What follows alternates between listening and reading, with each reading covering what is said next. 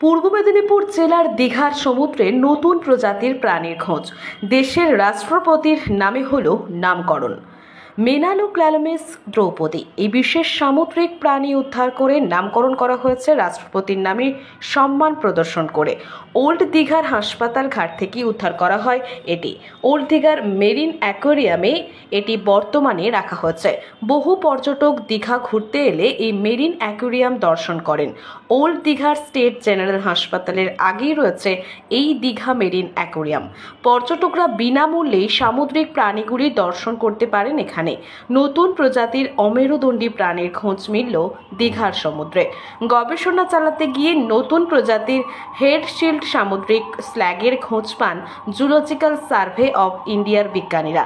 দীঘার সমুদ্রের নয়া প্রাণীর সন্ধান পেলেন বিজ্ঞানীরা। কি এই মেলানোক্লালমিস দ্রৌপদী?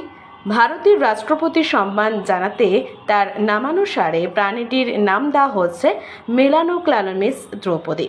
দীঘার মেরিন অ্যাকোয়ারিয়ামে প্রাণীটিকে সংরক্ষণ করা হয়েছে, যা নতুন আকর্ষণ হতে চলেছে দীঘা বেড়াতে আসা পর্যটকদের জন্য। যদিও প্রাথমিকভাবে সাধারণ দর্শকদের জন্য এটি প্রদর্শন করা হবে না।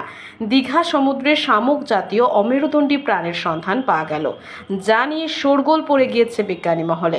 আবিষ্কৃত নতুন প্রাণীটির নামকরণ করতে গিয়ে দেশের রাষ্ট্রপতি দ্রৌপদী মুর্মুকে সম্মান জানিয়ে বিজ্ঞানীরা নতুন সামুদ্রিক প্রাণীর নাম দিয়েছেন মেলানোক্লালমিস দ্রৌপদী।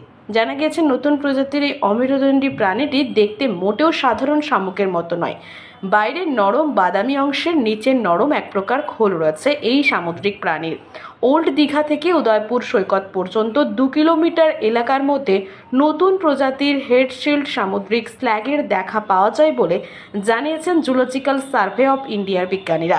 সম্প্রতি এই বিষয়ে একটি গবেষণাপত্র প্রকাশিত হয়েছে অস্ট্রেলিয়ার malacological society and society for the study of molluscan ডাইভার্সিটির একটি জার্নালে।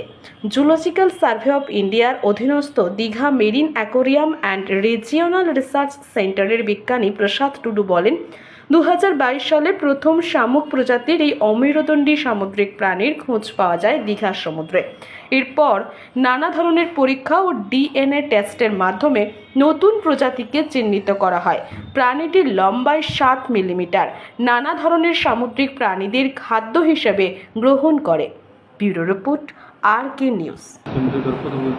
ডেডিকেট করা প্লাস এই যে স্পেসিমেনগুলোর আমাদের কনজারভেশন পয়েন্টটা যেটা আছে, এগুলো যদি বড় লোকের নামে যদি নামিত করা হয় তাহলে তাদের ইম্পর্টেন্সটা বেড়ে যায়। তো তার জন্য আমরা সেটাকে রাষ্ট্রপতির নামে আমরা নামকরণ করেছি। এটা একটা আমরা যেটা বলি মলস্কা, যেটাকে বলছে আমাদের মানে ঝিনুক বা শামুক যেটা বলছে সেটা হচ্ছে মলস্কা।